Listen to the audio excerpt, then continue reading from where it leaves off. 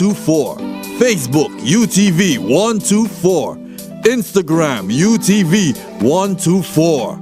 Twitch UTV 124.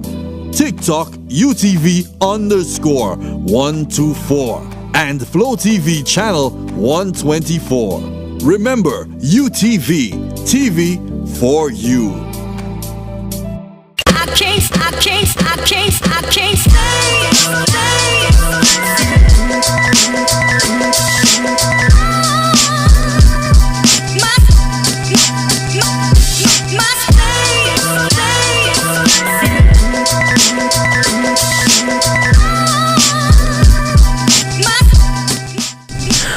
Good morning, everyone. Welcome to the show. It is Tuesday, August 24th, 2021.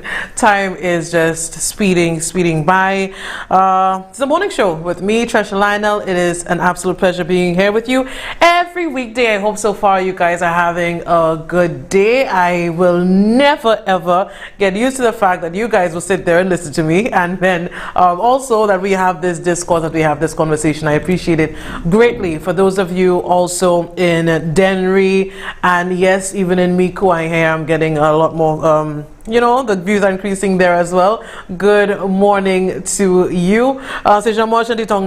Good morning to you as well in the Mang, behind the back at there, Newport, everywhere in Viewfort South. It is a place I hold very dear to my heart. I hope you guys have a good day as we go on. And for the rest of you listening to us on radio, on our radio station partner, Hits FM 92.1 and 91.1.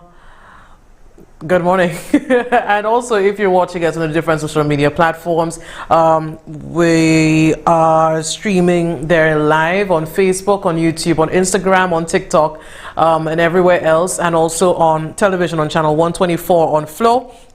I hope you guys are having a good one. And for some people especially, and I remember too, there was a time we were on the show and a lady called from Denry, I think, speaking of flooding, and you could hear the fear in her voice. I felt impotent sitting there and not being able to do anything. But in times like this, I think a lot of people just want to be heard. They want people to hear their plea. They want they want people to know their experience at this time. And we understand, we have felt the weather system that we have been experiencing and the repercussions of that as well. Now we know some low-lying areas always prone to flooding. I know some people in Bexar live their lives in mortal fear of that, of you might be at work, but if it's 12 o'clock and you see it raining, Papa, just move, because by 3 o'clock, if it continues that way, then you won't be able to get there. And all of these things that people have to think about, that if you're not in it, then you won't feel it,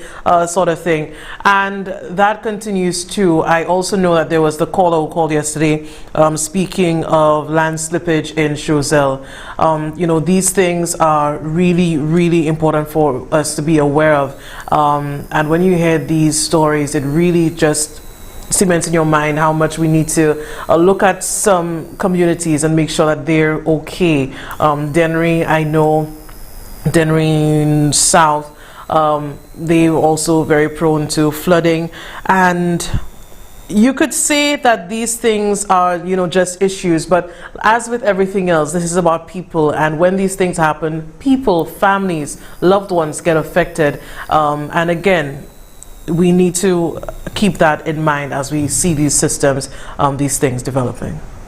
A Bocage family is counting their blessings after their home was carried away by a landslide brought on by a weekend of wet weather. Homeowner Paul Antoine says he received a call informing him of the terrifying ordeal involving his family. I was in town when I got a call that my house is moving, so I asked the person where the house is going to. So they said that my wife called them and let them know that they should try and get in touch with me concerning the house. And when I came up, I saw that damage. She was inside with the kids and she had to jump out whilst the land moving with the house. Natoya Antoine describes the nightmare that resulted in her securing her children and running for her life when the land came sliding down onto the property. I stand by the door and I'm recording how this water is actually coming from under the dirt. And while recording that, I noticed that the slab in front by the step that is shifting slowly. So I myself had bit in my eyes to check to see if that's what I really seeing. When I see the things getting closer to the hill, then I realized that yes boy, this thing really shifting. So I call the kids out and I tell them, let's come out of the house. And like after a little while I hear this peck sound. It means that this is when the pillar break. So I just have to grab the chair and jump out and look for her. The mother of 3 says the event occurred around 4 p.m. Friday. She says not a second after her family had gotten to safety, the property was engulfed by the land above them. As soon as we came out, we reached out here, this when the whole hill just came down, whoosh, behind us. The family has resided at the location for about 7 years, and according to Antoine, works had only just begun below the property to reinforce the structure. Now, the family of 5, 2 parents and 3 children, are calling on officials to lend a hand in the hour of need. Right now we're just looking for the Prime Minister if he can assist us with a piece of ground land somewhere around, because it's a kind of way hard on us, and I just come from on the illness. I have blood cancer and I'm under treatment right now. Antoine says the property cannot be salvaged. The man says there was warning of this calamity. The water is coming from under the road and it's coming down through the houses above me, plus some other houses don't have any drainage to control the water. So that's a major problem there. And where are you all staying now? Well, right now we're house in house right now there. If today we sleep at that neighbor, next time we're somewhere else. That's how it is right now, till when we can get somewhere else to move the house. And there's no way you can go back to the house? No. Because actually this morning I went there to get some clothes and the house is still moving, so I had to jump out. The heavy rains that started on Friday triggered flash floods in the Castries area and landslides around the island. The family is appealing for assistance as most of their worldly possessions were destroyed in the slippage. Solange Alfred, HTS News Force. Like I said, these things are really, really sad when you get to hear people and their experiences, and as with anything, like I said, this really boils down to it being about people, and for those willing, we don't have a number just yet on how, if you need to assist, if you want to assist these people, but it also makes us think too of the distress fund and certain things that were in place to help people who lost their homes in natural disasters and that sort of thing, and it's again just being taken away by the former administration. I hope to see something with regards to that and some assistance with that family. And if we're going to be talking about the weather system, the rainfall, and the effects that it's having, the flooding, we should also take a look at the next couple of images, because we also know that there was a landslide in Colombette, in Soufrière, and other areas as well, as we mentioned in Choiseul. Different parliamentarians, different members for their own constituencies went out trying to speak to people, trying to see how they could alleviate some of the worry, the concern that people were facing. And one of these people was, of course, Emma Hippolyte, and we do have some images there of her trying to speak with some of the residents in Soufrière. And I think it's important to get to see these images, because in your time of need, it is very important to feel like somebody is there with you. And I know that Kenson Casimir did the same as well in Grosley during the heavy rains during the weekend. Can we get those images? So that is Emma again in Soufrière.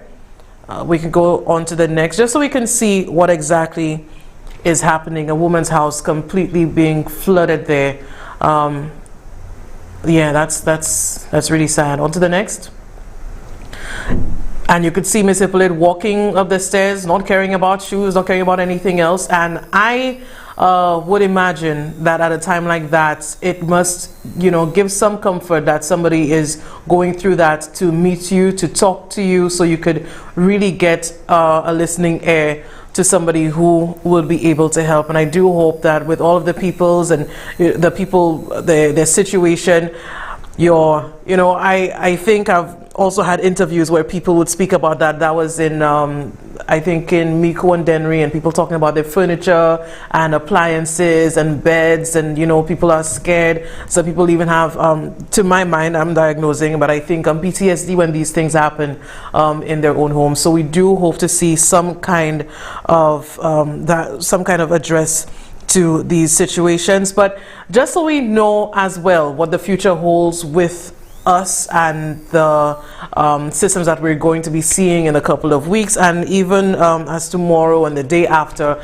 I think we need to know too that flood warnings have been issued for the very near future. St. Lucians are advised to hunker down for more rain as another system approaches. Director of Met Services Andre Joyer says a weather alert could be in effect for the island, especially locations prone to flooding and landslides. We just had a tropical wave give us a lot of rainfall last night. This was enhanced by the intertropical convergence zone, and we are expecting another tropical wave maybe tomorrow. But ahead of that wave, the intertropical convergence zone will most likely give us some rainfall tonight. So we will be issuing a flood warning later today for those conditions, because we are already saturated from Friday, well, even from the week before when Tropical Storm Grace passed. We had significant rainfall from that event, and coming into this weekend, we had a very wet 3 days, and it is expected to continue until tomorrow. Although not billed as ominous as the previous wave, which caused severe flash floods on Friday, the Met Service says St. Lucian should err on the side of caution. It's actually billed as a weak wave, but I don't think we can take any chances. So we most likely would be going for between 1 to 2 inches of rainfall. Perennial flood-prone areas include the Castries Basin and the plains of Bexar and Denry. But thunderstorms can be isolated to any given location. In general, when it comes to flooding, as you know, the Castries Basin is first and foremost. Denry Village has been a sore point where whenever it rains heavily, the village is flooded. So it really is a case of the rainfall. Where is it located? Because sometimes once the cloud sits on a particular area, that area would be flooded. Despite a heavy downpour for more than a week, the coastal waters have been less intense. But this time around, the seafarers are urged to be on guard for rough seas. A weather phenomenon called the Intertropical Convergence Zone is also providing more impetus for this latest area of low pressure. Right now, the Intertropical Convergence Zone is enhancing the waves. So Friday, we had significant rainfall from those two systems coupling. The Intertropical Convergence Zone is normally located south of us, but it has raised up. I believe it would be because of the number of tropical waves that is lined up in the Atlantic right now. I think we have about 4 of them presently, so they will be coming in one after the other, and that has raised the Intertropical Convergence Zone to, I think it has gone as far as Martinique, and because of its presence, our forecast would still go for heavy showers. The Intertropical Convergence Zone is an area where the northeast trade winds from the northern hemisphere meets up with the southeast trade winds from the southern hemisphere. It's a line. It normally is depicted by a line, and in the rainy season, it raises up to the islands, and then it recedes back in the dry season.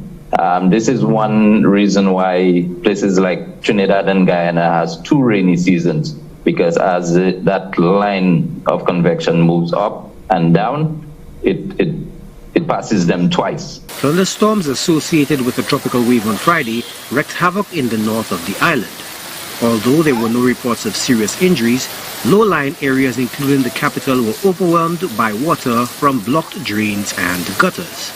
Joachim Duplessis, HDS News Force. And I think it's important that we know what the future holds, and if we're going to be talking about a flood warning being issued for the island, and tomorrow might have even more significant rain, we can look ahead. But I also think we need to look back at what has happened when there has been significant rainfall, and I'd speak about sometime in April, middle of April this year, when we got a similar kind of situation where there was quite significant rainfall, and the Badlil was affected. There was land slippage there. The road fell away, and I think that was important. I think that really should give us cause for concern, because it's really a main artery in our island. It's affecting the economy. That's where people travel. I know that is very important. So when that happened, I thought, that would be the priority. When these things happen, you would think everybody will come on board and do all of that and just do what they need to do. And at first, it looked like that was going to happen. So we're going to speak about that. Of course, the repercussions of the significant rainfall, the things that we've seen just earlier this year in April with that Badlil Road. And I'll bring you back to what people were saying, contractors and ministers and everybody that was there. Everybody, they want to be seen. And that time, it's going to be close to election, so people want to look like they're working. Let's keep working, and the kind of things that were like that. So just so we could see where we were and where we are now. Let's take a look. It's very serious at the moment, because the complete undercarriageway seems to be undermined and is continuously being eroded. So we are very sensitive at the moment as to what we intend to do. A proper assessment needs to be done as to the correct form of action, but in the meantime we are doing our best to keep part of the Badlil Road open. This was Deputy Chief Engineer Len Leo's preliminary report to the media on the damages wrought on the Badlil from Thursday's torrential rains associated with a weak trough system. As a result, there was land slippage, rendering the ridgeway impassable for vehicular traffic. As you can see behind me is works going on to extend the carriageway on the upper side of the carriageway. This is being done using crushed stone. We've already embedded Wasco pipes underneath to continuously have the surface runoff water being able to continue down the Badlil. We are filling up right now with crusher run. We shall compact it and stabilize it, and then we shall put a asphalt surfacing on the top to make the actual carriageway hopefully at least 6.3 meters wide, allowing vehicles to move in both directions. In the interim, due to safety concerns, only emergency vehicles are allowed to drive through. Allowances were made as well for pedestrian traffic. We do not have the damage, the cost of the damage at this point. We're hoping that as soon as we've gotten this new access rectified, the engineers will begin to carry out their assessment. From there, we're getting the design, whatever the appropriate design, to show up the area, and the estimates will be built from there. But to my mind, and having had certain experiences, I know it's going to be a significant cost to the government. It is not a cost that was anticipated, but we can tell that through the issue of climate change, the high intensity rainfall that we had, that this created this issue on our hands. The Permanent Secretary disclosed that one company has been contracted so far to conduct the work. That is Fresh Start has responded, and they've been worked overnight to get it. We had Lucy Leg working up to 2 a.m. this morning trying to resolve it. We were hoping that we would by 6 a.m. this morning we would have gotten through with it, but we were delayed because the utilities had to be relocated. The necessary assessments were conducted by the technocrats Wednesday, according to the Infrastructure Minister Stephenson King. The land slippage at the Badlil, he says, further enforces the need for a northeast link road. the common refrain over successive administrations whenever this occurs. We are actively engaging in discussions, and we are about to sign an agreement to allow for the necessary studies to be undertaken. The east-west link road and the north-south link road, both of which are intended to bring relief to traffic from the north to the south and from the east to the west. The majority of the works were expected to be completed by Friday evening. Miguel Favre, NBC Prime. So as you could see, there were so many different people, contractors, everybody coming up, looking busy, doing whatever work they were supposed to. And of course, the contract goes to Fresh Start to do.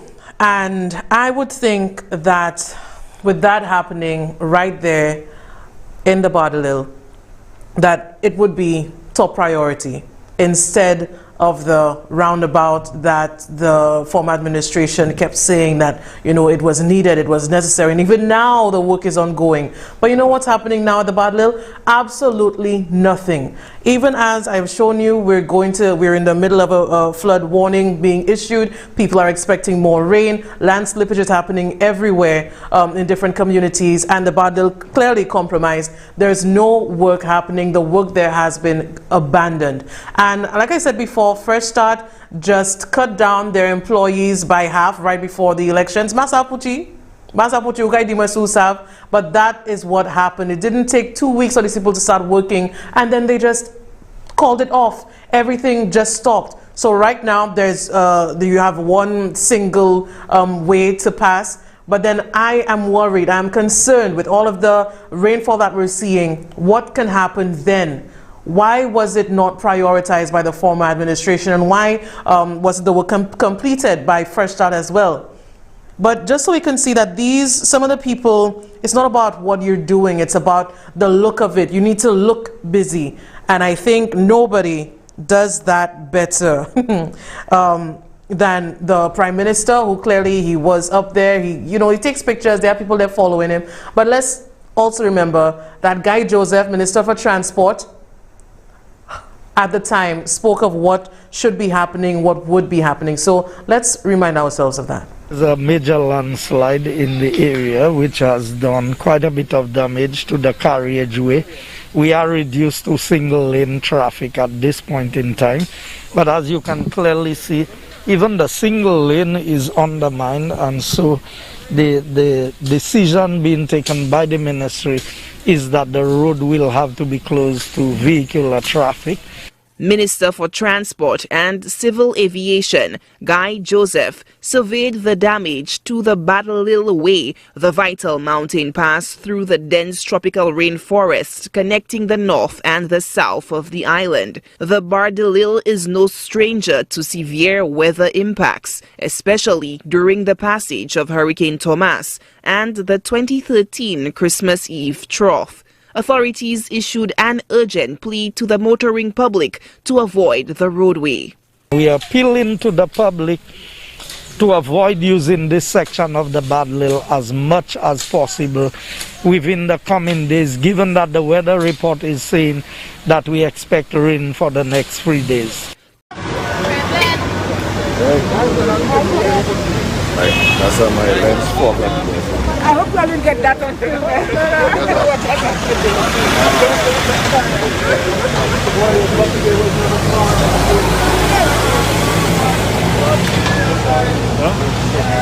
You're lucky there wasn't a car there at the time. No car. My God. Take care of the close on.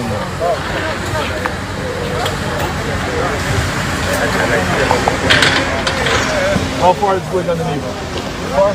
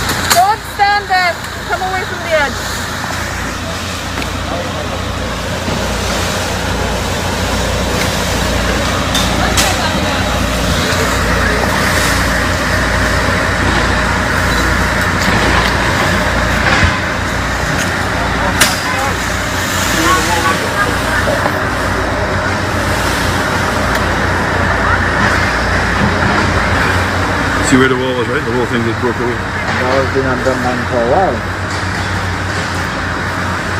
That wall was open 2 kilometers.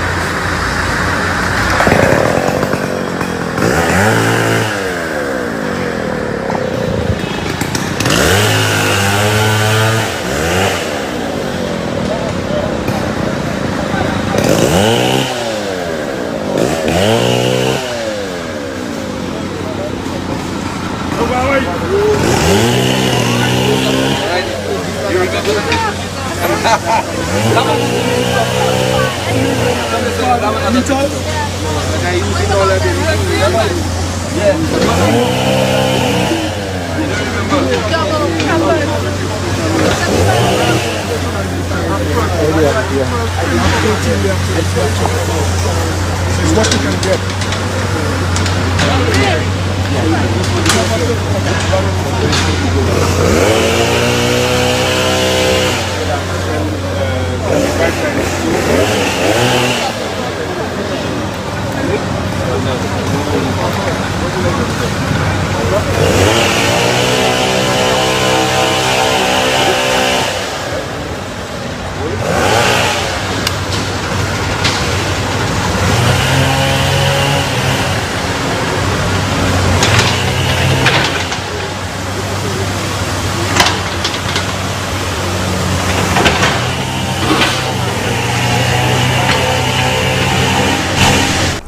And this is what we had to deal with for Prime Minister, something like that happening. Some people are working, and of course he comes in, you know, stretching his hand. Oh, and my favorite is when he puts in his hands on his side, like, you know, put it there as if you're working so much, and then you walk in, then you have to point at something, like you're saying something important, so the fellas are taking the picture, can take it, and then you can put it on Facebook and pretend that you're working, and then you have the hashtag, let's keep working.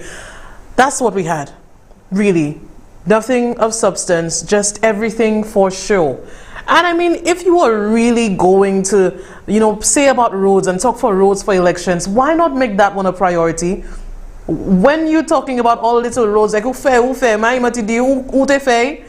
trying to give your people a contract, trying to make some of your contractors richer before, I don't know, maybe you felt you were leaving. So why not deal with that? Why not make that road a priority?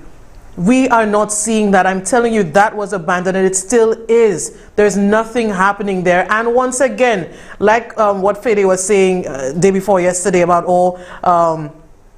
no, it was Champagne who said the St. Lucia Labour Party is lucky because they get projects that are already completed and all they have to do is the ribbon cutting.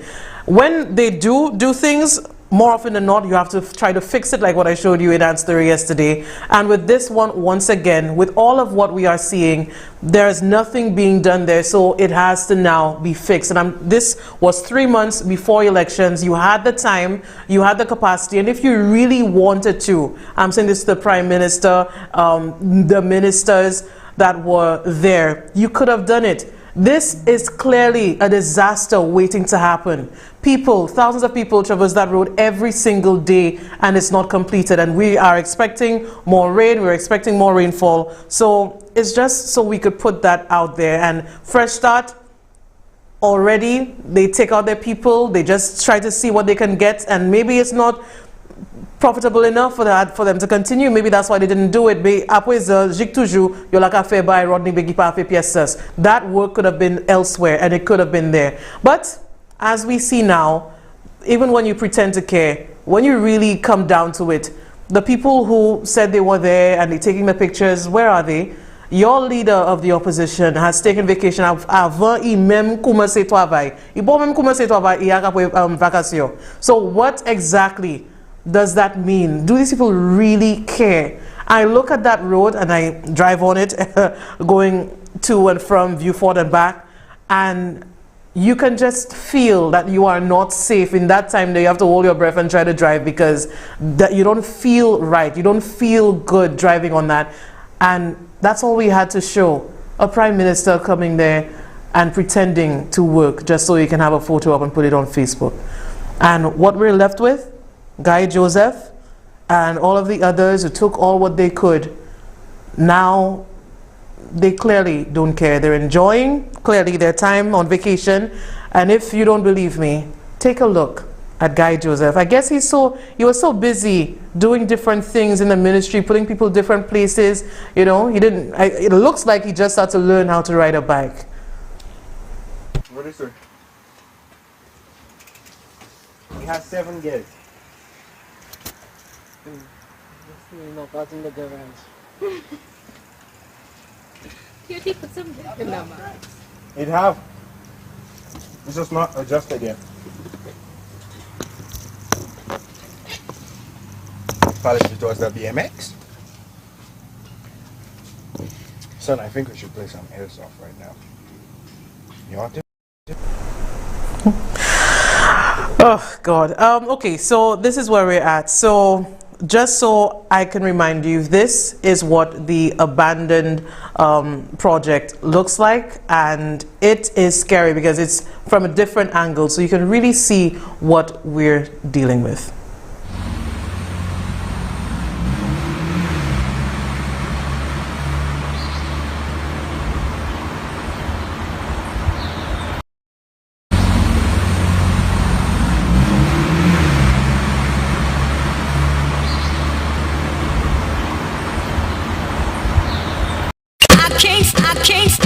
I can't stay.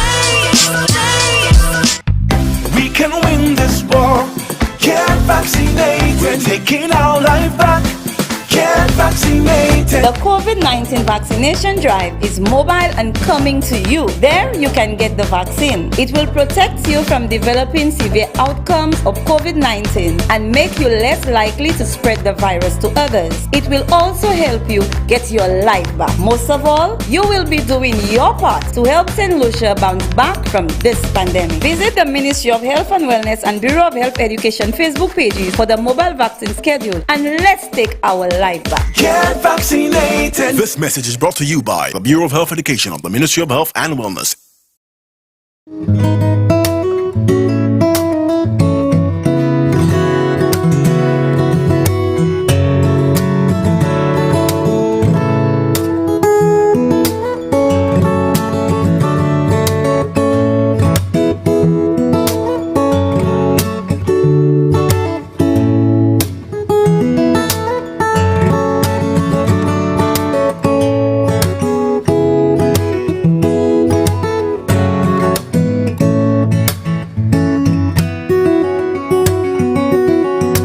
Watching UTV, TV for you. I can't stay. Created 1834 Abolition of slavery. That social revolution had stalled. July 26, the events of that day and the succeeding days jump-started that social revolution once again. And at the same time, it was the catalytic event that heralded the future, that put in motion the process that led to political parties, trade unions, universal adult suffrage, the revolution in education, independence, and the soon-to-be Republic of Barbados. There's a link, there's a connection, there's a journey from July 26 to what is going to happen on the 30th of November 2021. Now, brothers and sisters, there are many reasons why it is right and necessary that our country must relieve itself of a colonialism-based situation in which we have a head of state that is not indigenous to Barbados, and elevate one of our own sons and daughters to that exalted post. There are many reasons, but I'll just touch on two of these reasons. Firstly, colonialism is an unnatural state. It is an aberration that is to be avoided at all costs. There is absolutely nothing natural about one nation ruling another, or about one people ruling another people. There is also nothing natural about any nation having a head of state who is a native and a citizen of a different nation, of another nation. So this was a diplomat, Barbadian diplomat, speaking in Barbados, and of course, we know that Barbados is going to turn into a republic. They are getting rid of the Governor General title, the Queen as the head of state. They are looking to put in a president. And when I heard this man speak, it really was different from what we've heard in the last couple of months, when you say that colonization is unnatural, when you say that it cannot be right when you're coming from the history of slavery. And when we're doing the show, like, you know, I call you guys my co-hosts, we have to think of not just what happened and what we have seen, the corruption that we have seen, and of course we're going to continue to try to demati them no matter what they say. We're going to try to do that, but it's also an opportunity for us to look on to our future, and you cannot really do that unless you look a little bit at the past. And when I heard this man speak, I was a little bit embarrassed because we're not even there yet. We are still, some of us, some Saint-Lucians, still just on the basis of whether colonization had a conscience or whether it didn't. And some people will agree with whatever the Prime Minister said, and we will not forget that a Prime Minister said this to a country. We will not forget that. But meanwhile, there are other countries, as they're trying to figure out nationalism and all of that, that is where they are, knowing they can agree as a country that colonization was wrong and they want no part of it. Meanwhile, we remember months earlier, that a Prime Minister and his cronies would tell us this. Economics has no conscience. That's what I keep saying to everybody. You know, colonialization had a conscience in that ultimately there was a person making the decision. Economics has no conscience. A massa mentality. So I keep saying to everybody, you know, colonialization had a conscience in that ultimately there was a person making the decision. Colonialization had a conscience. When you look at the issue, I think my Prime Minister was attempting to allude to, if I understand what he was saying, is that there were people there, you know, human beings who had a heart, who had a conscience.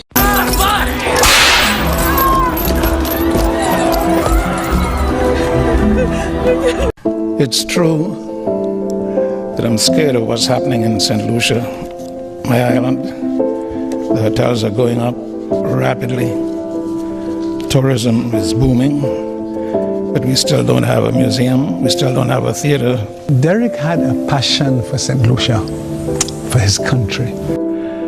I watched the doomed acres where yet another luxury hotel will be built with ordinary people fenced out. He was very passionate about not turning all our beaches into hotels. And he has written so eloquently about the desecration of this island, the abuse of the island. The new makers of our history profit without guilt and are in fact prophets of a policy that will make this island a mall. So he is very, very strong against a kind of development that would make us lose our souls. These new plantations by the sea, a slavery without chains. One independence celebration morning, we will wake up, flags waving, I am Lucian, I am Lucia, and suddenly realize 238 square miles on the auction block, going once, going twice, going, sold to the cheapest foreign bidder online. Thank you very much.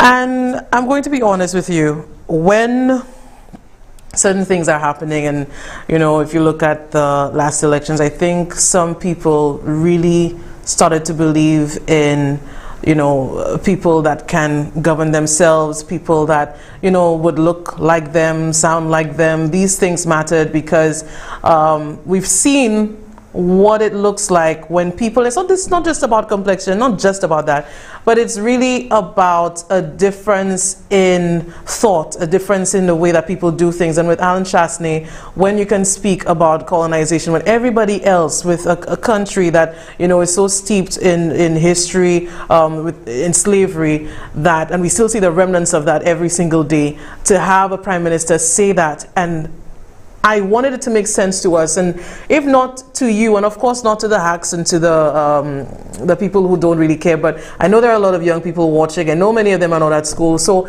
for that reason, I believe that when the new administration came in and made the promise of teaching history, these little things, I think, will make a huge difference in where we go as a people, because you can hear Derek Walcott speak of colonization. People who know the history speak of it with, a sort of disgust, that it is unnatural. And for us in this country, months before, instead of agreeing just on that, and that's when I realized that we were too political to even agree just on that was wrong, because a prime minister said it had a conscience.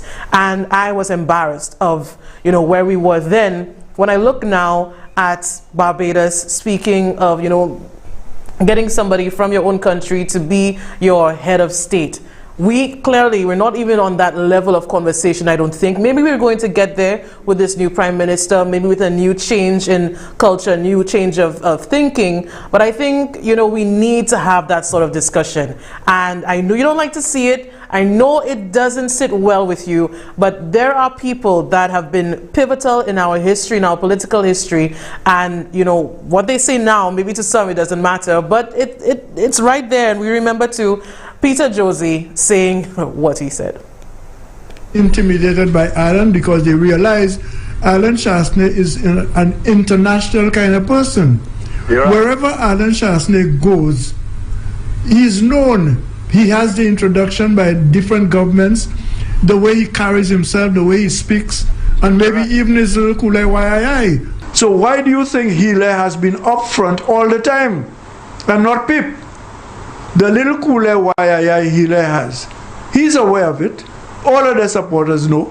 They don't have Kenny Anthony anymore. I don't think Kenny Anthony wants to come back there. And I don't think the people of Beaufort might even vote for him. No, they won't. If we get a good candidate down there. They won't. So you see the dilemma the Labour Party faces. They don't like Alan Chasney. he's too white, his family is this and that and that. All sorts of criticism. And yet, there is jealousy of wanting to pick somebody who is just like Alan Chasley. In all of those things that the Labour Party is speaking, they know very well what they're trying to do. And there's an unspoken word, and as Sir Michael said, I was in the bosom of the beast, so I know the beast. I know it. And you're saying the beast has not changed over the years? The beast is getting worse, but guess what? I have the antitoxin for the beast. Okay. I have the vaccine for the beast. Yeah, the antidote. Yeah, the antidote. But guess what? The beast knows that the people of St. Lucia prefer a little cooler wayayay. St. Lucians don't like people that are too black unless it's their own family. Still a very sort of jarring thing. It wakes you up hearing somebody say that. But I do need to remind you of it because I think we need to have that conversation. We know what obtained then, and I think with a new administration, a different prime minister, maybe a new kind of way of thinking, we have to have the discussion.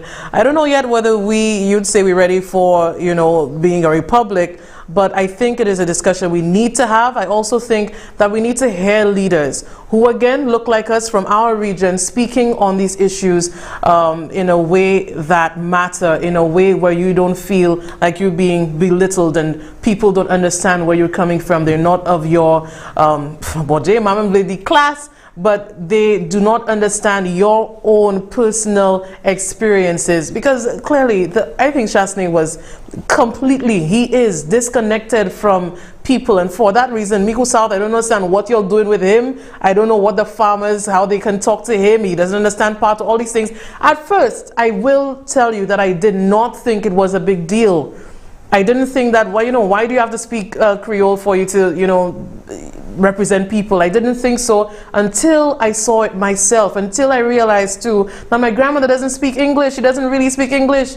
So how then can you speak to people? How can you do these sort of things? And when you have to become, we have to talk about nationalism and all that, I think it's a discussion we need to have. Forget some of the politics and forget, all of that. Where do we go from here? And not just because I admire Mia Motley, a little bit of that too, but I think when she says, who are we as a people? Where do we go from here? You made a decision on July 26th, and for whatever reason, you made that, but where do we go from here? That is important. And Mia Motley, speaking on, Barbados becoming a republic, I think it too can also translate to our own situation where we are trying to find ourselves, especially when we've lost so much of what makes us us. I do remember, June Quayle, it's not just because of COVID either. We didn't hear people speaking Creole in the house. There was a lot of things that we have lost as a people, and we need to regain it.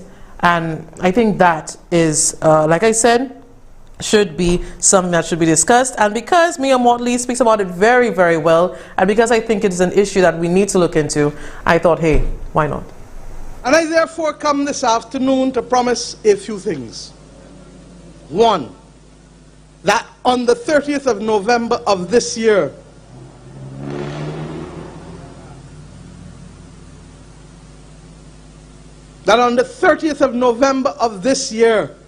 our great nation which we love shall become a parliamentary republic.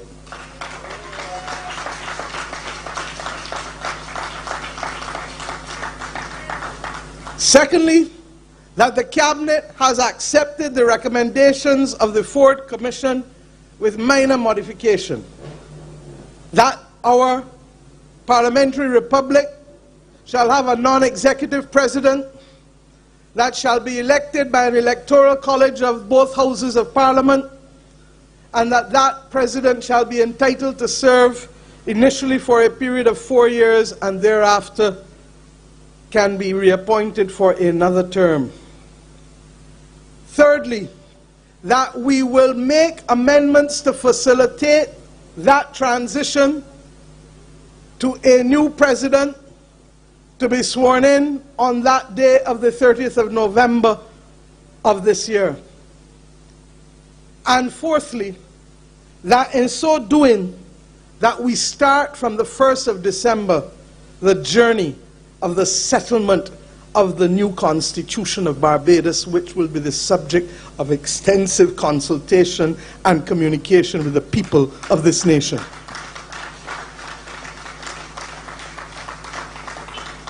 But to get to that point, over the course of the next 4 months, we will start and complete the discussion to settle among ourselves what is that trajectory? What is the spirit with which we want to embrace both the Republic and the new Constitution? Who are we? What do we stand for? And that conversation will be led by the Republic Transition Advisory Committee, along with other members of civil society and the government.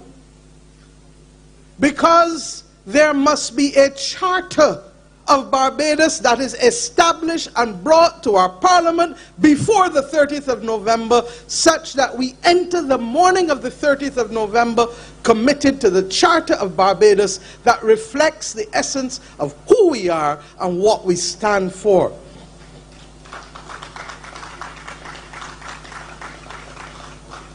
And for those who ask, but what was all this? A nation that cannot define who it is, or what we have done and what we stand for, and who we are as a people, will never be able to secure its way on the journey. It will never be able to do so.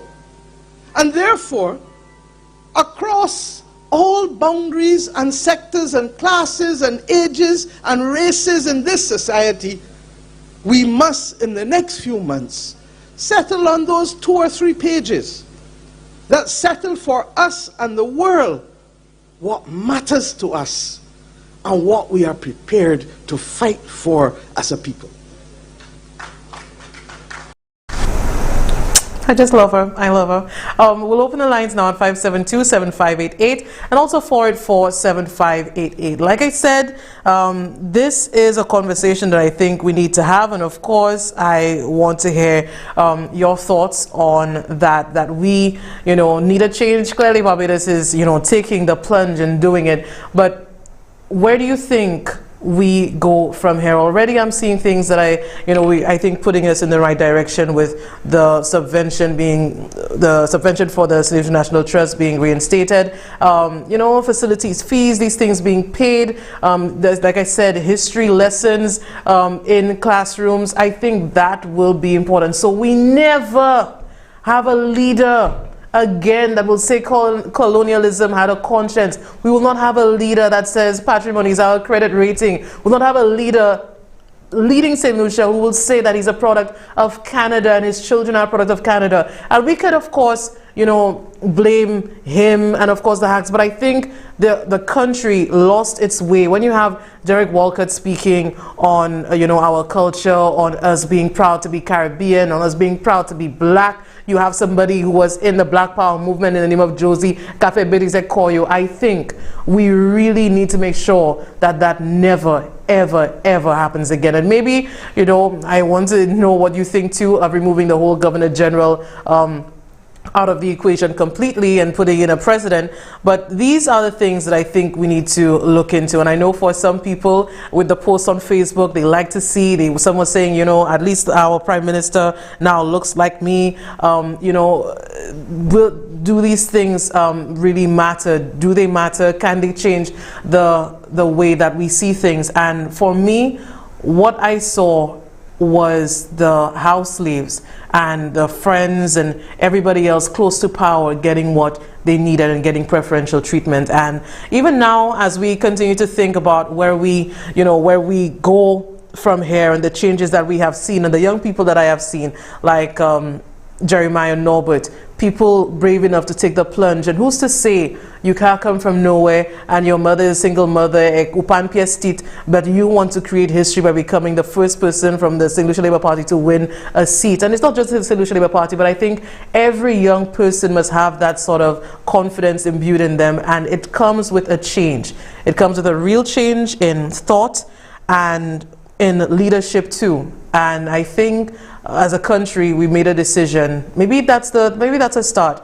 That we saw what was going on with Alan Shastney, we saw what was going on with Guy Joseph. We felt that it was right. You felt that you were being belittled. You felt that you were being huffed at too much, and you couldn't take it anymore. So for Mia Motley and the Wakanda that she's trying to build on that side, I think it's a beautiful thing to witness. It's different to see a new constitution being built for people and by its own people as well. So that too is going to be different. And if we're going to talk about governor generals, and even that too, I think we feel that with Neville Snack, because if we're going to be honest, you put a traitor in to do that, and you could do what you want with him because of his age and everything like that. We saw that. We felt that it wasn't right as well. Everything just ended up being about politics. And I remember too, people's thoughts about Neville Snack being Governor General. Let's take a look at that. I think Kidel was a part of that, and he's always saying it as it is. Shaking like a leaf that in a strong wind. So what do you call it that? I don't understand that. You have to have somebody who is vibrant, who can stand up and then, let the people see that he's a man or a woman that can stand up and talk to you or whatever. You have to have a man that stand up there as if they have the ague or whatever you call it. That makes no sense. As a token of their appreciation for your good works, I humbly invite you to receive from me this prayer composed by me, which has been my strength and fortification. Almighty and self-subsisting God. Decided to take out, and you put a soft candle, and according to he only put a Governor General there that he knows that he can manipulate. He knows he can manipulate Snack. So therefore that's why he put Snack there, because Snack is a lele. Well, Snack there already. Snack just still walking about, but Snack has no breath of life in his nose. That's his Snack there. You know what? Let me just ask you. What do you think of our new Governor General? No, let me tell you one thing. Put my solutions down, I like how solutions do things. They do things differently. Is out with the old and in with the older.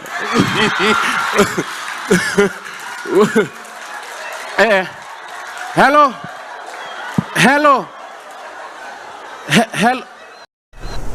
And we have a way of always laughing at things. I think that's our culture. But, some serious discourse has to happen. And I look forward to having it and to see how things and whether things will change. Whether people will take a stand, whether we will make sure that people can't come and just take our lands and nobody is saying anything. Whether hotels and people who own it will have this new kind of colonialism where people will have to work hard and other people come in and take our resources and not leaving anything for us. These are some of the real issues that we have to deal with. Things so that we do not have to deal and we won't have too many of the champagnes and the sanhots that get created because of they want crumbs from whatever's falling from the table that they would be good for. If everybody believes that they could be their own man, their own woman, once they work hard in a country that will give them opportunity and not just preferential treatment, I think that is where we need to go. And I'm hoping that that is the change. And if it is not,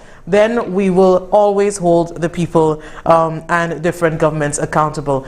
I want to thank all of you, as always, for joining us on the show. It was an absolute pleasure. I don't know whether we were being too...